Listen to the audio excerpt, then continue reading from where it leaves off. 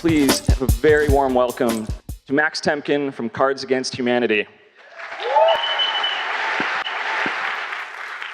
Good morning. Good morning. So last year at XOXO Fest, my friend Sandy made this incredible tweet. And I thought this would be a pretty good title for my talk. Where are we here? There we go. Although it does have one caveat because I'm only moderately successful and I'm kind of a hack. Today I want to talk about not having any idea what I'm doing. Normally when I give a talk, I tell people to quit their jobs and make their own things, but I thought that would be beating a bit of a dead horse here at XOXO. So I asked Andy Baio what he thought I should talk about, and he said to just tell the origin story of Cards Against Humanity. That's what I'm going to do. And the story of Cards Against Humanity is very much the story of us not exactly knowing what we're doing at any given point in time. So for me, the story of Cards Against Humanity starts with this game. It's a game called Humans vs. Zombies. This is a game that my friends and I started in college, and it was born out of this dream of seeing one kid being chased across the quad by 50 kids. And so we created this game. So Humans vs. Zombies is a big game of tag. It goes for about a week, 24/7. There's two teams, the humans and the zombies. The zombies are trying to tag all of the humans, and the humans are trying to defend themselves with Nerf guns and survive until the end. Here's a little taste of the game. I like being able to run around with a Nerf gun, meet new people, break some rules, but not too much.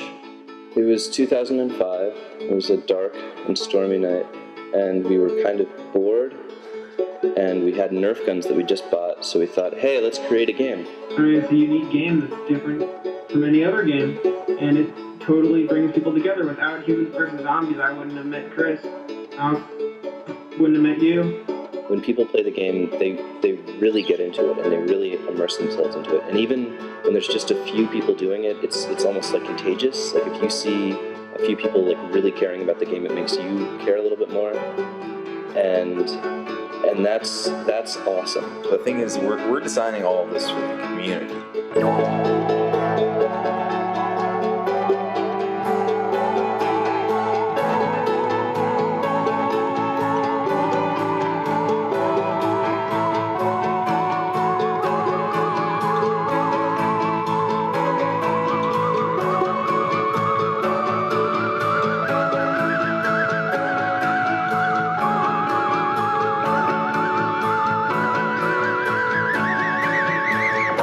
People actually care about it and they get something out of the game, and like, you know, it's not just a product we're selling, it's like something that people say like is, you know, the best part of their time at college.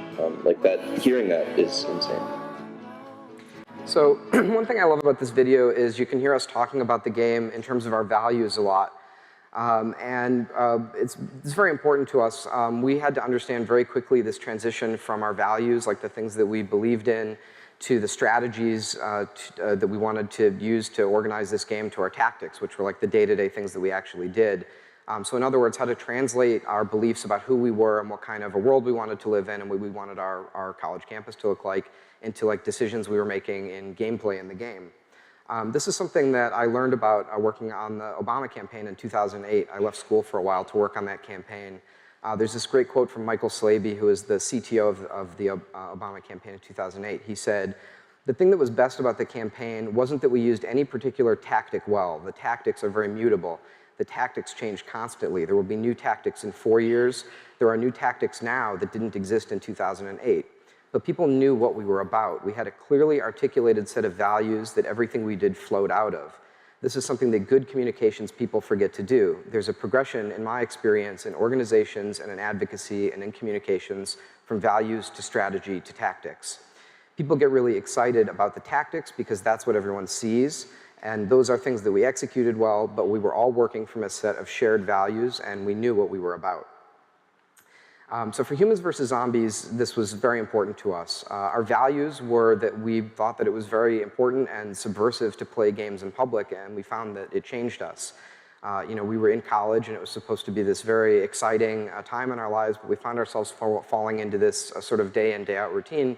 Wake up, go to class, eat, do your homework, and we found that just by sort of layering on this extra part of a game on top of it, it made even the most mundane part of our days into this incredible adventure. So just going to class was like this fight for your life, and you were getting chased across the school. And nothing outside of us had changed. It was the same. It was the same cafeteria food. It was the same walk to class. It was living in the same crappy dorms. But it was just that we agreed to look at the world in a different way for a few days, and it added this whole sense of adventure to our lives. We found that incredibly empowering. So those were our values going into this. Our strategy was obviously to create this game, which was a game that really captured that experience and shared it with other people.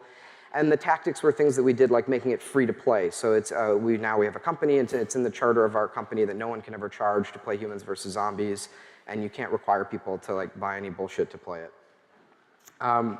So this was hugely important to us because by the time we graduated, the game had started to spread beyond our school, which was something that we had not planned for or imagined was really possible. And it was spreading very rapidly to libraries and summer camps, festivals, military bases, and then other colleges and universities. And each of those games was organized completely for free by a volunteer on the ground. And we had to make sure they had a way to understand not just like the technical rules of the game, but sort of what we were about and what we believed about what was the right experience to be having here. Because if the organizers screwed it up, those people would never play again. As it turns out, we were able to communicate those values to people, and the game has continued to spread. This is a map of where the game is now. It's played at over 700 colleges and universities. If you're ever in a college town, you see kids running around like idiots with the bandanas on. That's Humans versus Zombies. So this brings me to Cards Against Humanity. Cards Against Humanity is this project. It started out as a thing that we made in our parents' basements in college, and we originally just made it for ourselves. The game is very simple. One player asks a question to the group from a black card, and everyone answers with their funniest white cards. These are some examples of white cards. We first released Cards Against Humanity as a free PDF, just a thing that you could download, and then you'd kind of cut it up and cut the cards out yourself. When we posted it online, it developed a little bit of a cult following. It was up on Metafilter and Something Awful and sites like that. And eventually we took the game to Kickstarter. We were a very early board game project on Kickstarter. We asked for $4,000, and we received a little over $15,000, which blew our minds. That was more money than any of us collectively had ever had at any point. And at the time, that also put us among the most funded board games on Kickstarter. This was before that was very commonplace. So a few months later, the decks arrived at my parents' house. The plan was we were going to pack and label the sets and try and get it done in a couple of days. And we knew they were getting shipped to us from China on a truck, but we did not really understand how big a freight truck was or what a pallet was. So the truck did not fit in my parents' driveway, so this is us unloading the games onto my parents' lawn, at which point my parents told us to get these goddamn boxes off of the goddamn lawn. So we drove them I had a Mini Cooper at the time, so we filled the Mini Cooper up with games, and we drove them like carload by carload to one of the other guys' houses. And the Mini Cooper was like sagging down with the weight of the games. And it took us about a week to label and pack them. On the way out, sending them to our Kickstarter backers, we were a little smarter. We got a U-Haul truck, but none of us had ever loaded a truck before and knew how that worked. So this is a photo of how we delivered the games to our mailing house. They told me at the time that this was not the worst packed order they had ever seen, but that it was in the top 10. So after we sent these sets out to our Kickstarter backers, we started selling the games directly to customers on Amazon.com. We use a service called FBA, Fulfillment by Amazon. And pretty quickly, without too much work on our part, we became the best-selling toy or game on Amazon.com. So this was about 2 years ago, and over the last 2 years, sort of to keep up interest in the game, we've started releasing expansion packs, and now we are the number 1 through 4 best-selling toys or games on Amazon. Thank you.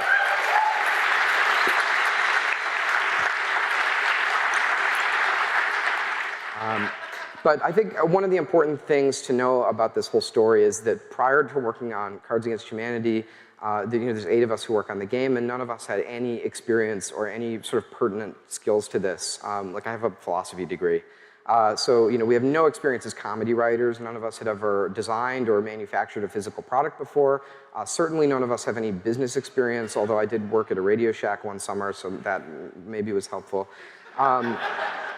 But going into Cards Against Humanity, we did have one asset, which was we had a good sense of our values. We sort of knew what this project was about and what we believed in, and that helped us make good decisions despite not really knowing exactly what we were doing. So our most important value for Cards Against Humanity, remember this started as a project that was just for ourselves and sort of for us to enjoy at a New Year's party. So our most important value is just to be funny, and that actually gives us a lot of information about what to do with the game. For one, it's informed our strategy, which is to retain every shred of the independence of the game that we can, to control everything about the game that we can, and to have very few external dependencies. That way no one but the 8 of us can say what kind of jokes we can and can't make, or what kind of stupid things we can do with the game. So I want to tell a couple of stories about some of the tactics that we've used over the years. And these were informed by our values and our strategy of remaining independent so that we could be as funny as possible. So the first important tactic is that we license the game under a Creative Commons license. So our goal, thanks. So the project that we see ourselves doing is to distribute this game as widely as possible and share it with as many people as possible. And this was the best way to do it. While we could still have some creative control over, like, for example, what jokes were and were not appropriate for the game. This has had some consequences for us, and at times it's been very frustrating and led to some things that we're not crazy about that are totally legal and allowable under our license. So this card that you're looking at is from a furry expansion, which is an expansion created by furries to play at furry conventions. Not crazy about that. This is a knockoff expansion. This is a product called Crabs Adjust Humidity. This is it. It's a really good knockoff of the game. It's kind of like the Mega Blocks of Cards Against Humanity. So obviously we would prefer that these things not exist as opposed to existing. We don't think that the writing is very strong on these products, for example. We don't think it's a great fit with some of the cards and the writing we've done, and we're very obsessive about that.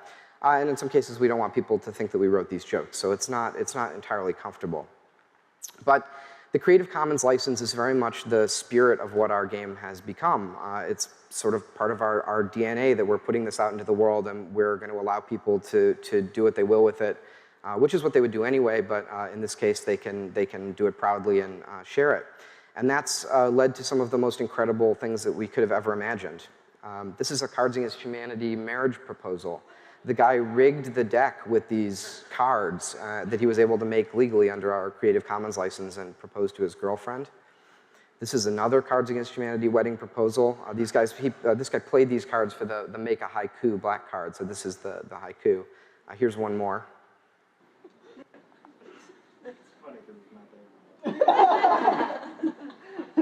Explosions, smallpox blankets, my vagina. Oh, Jesus. I think this one just won it. I think this is Aaron's, because it's a blank card. And he wrote, "Rain, I love you. This is not a haiku."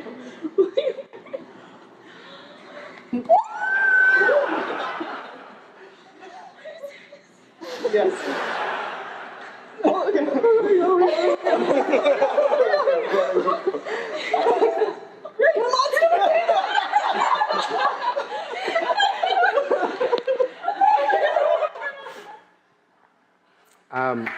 Thanks. So I've tried very hard to sort of understand these incredible gestures around our game. I mean, this is not the extent of it either. People make memorial packs of Cards Against Humanity cards and play it at funerals and things like this. And it's hard for us to understand because to us this game is like this dumb thing that we started in our parents' basement. But the best I can understand these things is that they're kind of this celebration of this radical act of sharing that we've done. We give the game away for free to this day legally, and it has the Creative Commons license on it, and that gives people a sense of ownership, and they're able to bring it into their lives. And in addition to people bringing the game into their lives, they're also bringing our values and our beliefs about, that inform the writing and the way that we share it into their lives as well. And that has sort of elevated what is, frankly, a pretty stupid game into something that means a lot more to people and conveys some of our values that we hold very strongly to them. There's a battle going on right now, a battle to define everything that happens on the internet in terms of traditional things that the law understands. Is sharing a video on BitTorrent like shoplifting from a movie store? Or is it like loaning a videotape to a friend? Is reloading a web page over and over again like a peaceful virtual sit-in or a violent smashing of shop windows? Is the freedom to connect like freedom of speech or like the freedom to murder? If we lost the ability to communicate with each other over the internet, it would be a change to the Bill of Rights, the freedoms guaranteed in our Constitution, the freedoms our country had been built on, would be suddenly deleted. New technology, instead of bringing us greater freedom, would have snuffed out fundamental rights we'd always taken for granted. And I realized that day that I couldn't let that happen.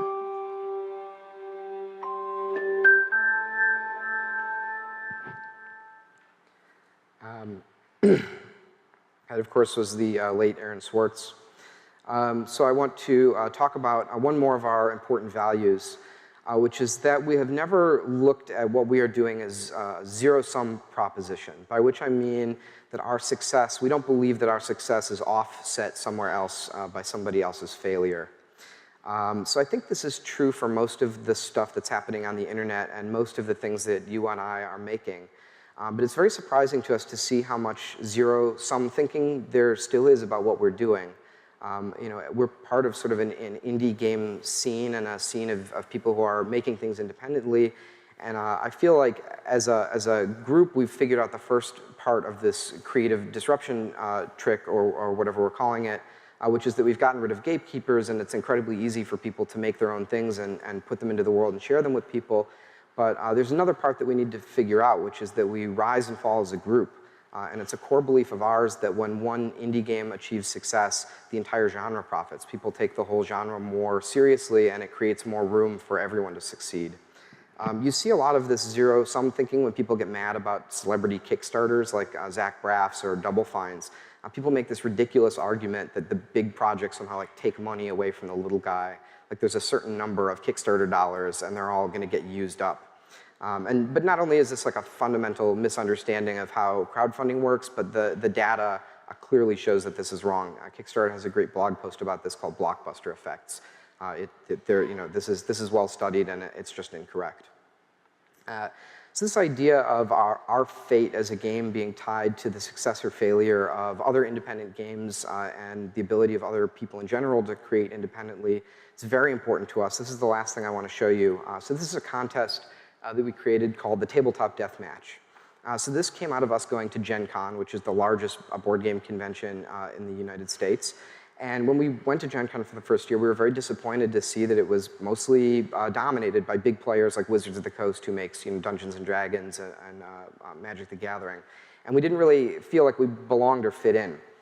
So this year we decided to change that up a little bit, and we created a contest. So the contest is pretty simple. You can submit your unpublished indie board game prototype to us. We would assemble a group of industry-leading board game designers, people who have years and lifetimes of experience with this. We would pick the best game. We would give the winner $10,000 to publish their game, no strings attached. We would never ask them to sign anything or have any investment in the game at all. And then we would get them a table to come to Gen Con next year to sell it. So as we did this over the years, more and more independent games would accumulate. When we announced this, we said we were going to sort of pick 16 finalists and meet with those finalists at Gen Con. And I was a little worried about that because I was not sure that we would actually get 16 games. I thought maybe we'd have to ask our friends to submit. And of course, this is another case of not knowing exactly what we were doing. We got over 500 submissions, a few of which were quite good. And we got so excited about this when we saw the huge interest in this that we felt like our contest was not going to reach enough people or kind of give them this message that anyone can participate in creating games. So we have also decided to turn the contest into a 16-part documentary web series called Tabletop Deathmatch. And it's going to share the stories of the finalists, as well as teach people how to make independent board games, teach them about the design and the publishing aspects so that they can join us and do what we're doing. Here's a trailer for the web series. We haven't really shown this anywhere yet.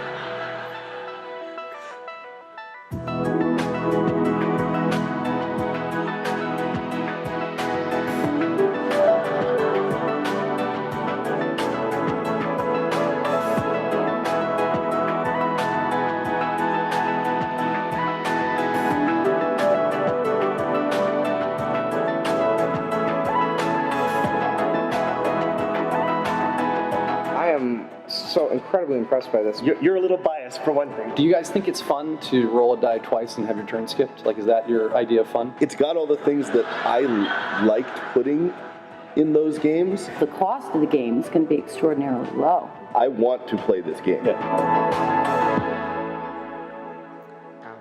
So that'll be out this fall.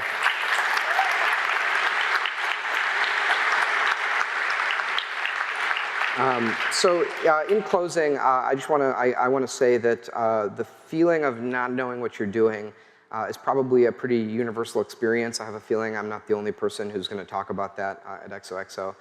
But the lessons, the important lesson I've taken away from Humans vs. Zombies and Cards Against Humanity and all of the surprises that we've had along the way is that knowing what you're doing is not nearly as important as knowing what you believe in and what your values are and understanding how to translate that into the decisions that you're making. So I want to close with this excerpt. This is from a commencement speech by one of my favorite authors, David Foster Wallace. He wrote this in 2005, shortly before his death.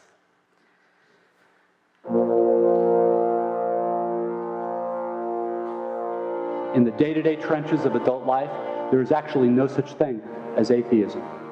There is no such thing as not worshiping. Everybody worships. The only choice we get is what to worship. If you worship money and things, if they are where you tap real meaning in life, then you will never have enough. Never feel you have enough. It's the truth. Worship your own body and beauty and sexual allure, and you will always feel ugly.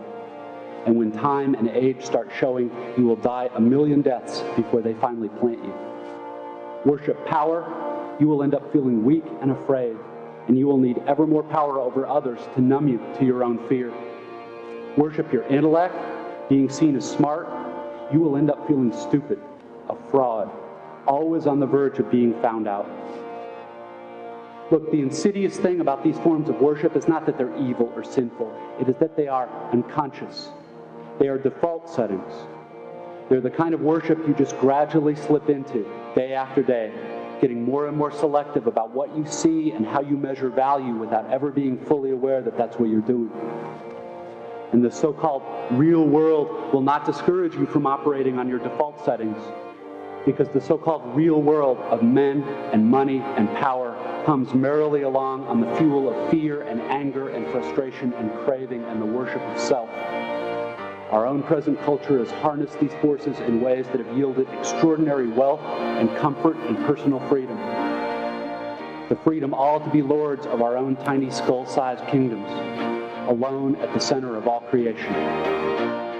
The really important kind of freedom involves attention and awareness and discipline and being able truly to care about other people and to sacrifice for them over and over in myriad petty little unsexy ways every day. That is real freedom. Thank you very much. And before I go, I've got one more thing to share with you guys. This is kind of a theme song for not knowing what you're doing. So these are my friends, the Double Clicks. They're an indie band. The Double Clicks are, they're an indie band from here in Portland. They're one of my favorite bands. So this song is called Imposter. It was written for a contest to create a song about a robot. And this song is about the Curiosity rover on Mars, and it's just about that and no other things. Hello. Yeah.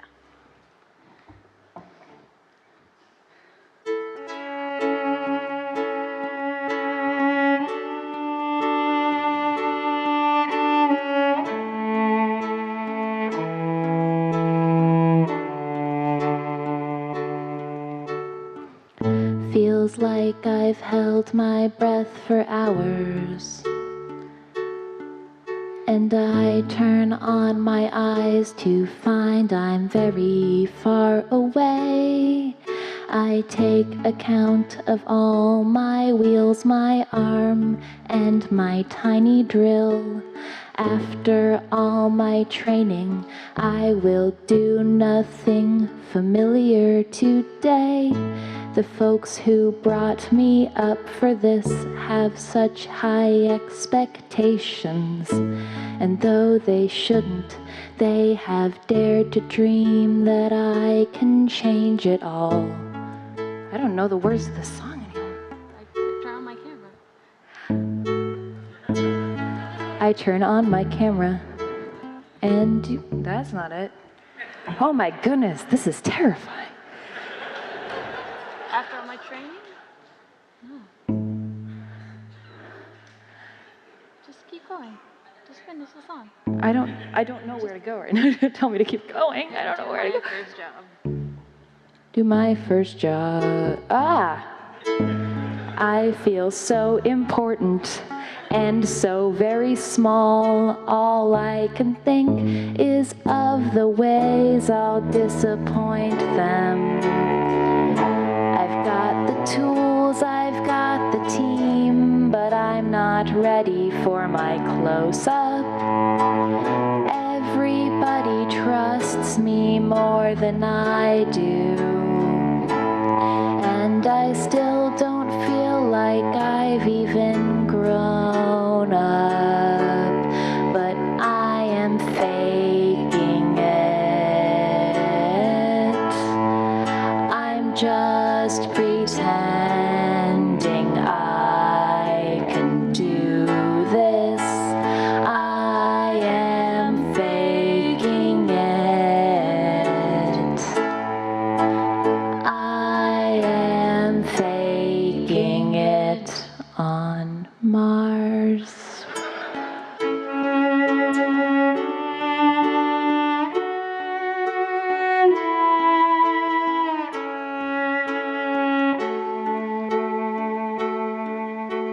They're all watching me, and I don't know if I can take the next few steps with every ticking second. Some of my confidence disappears, and out here it is cold, and it is lonely, and I am far from home. What would Hubble say if she were only here? And the worst part is not knowing what will greet me. I represent my planet, but I'm really not prepared.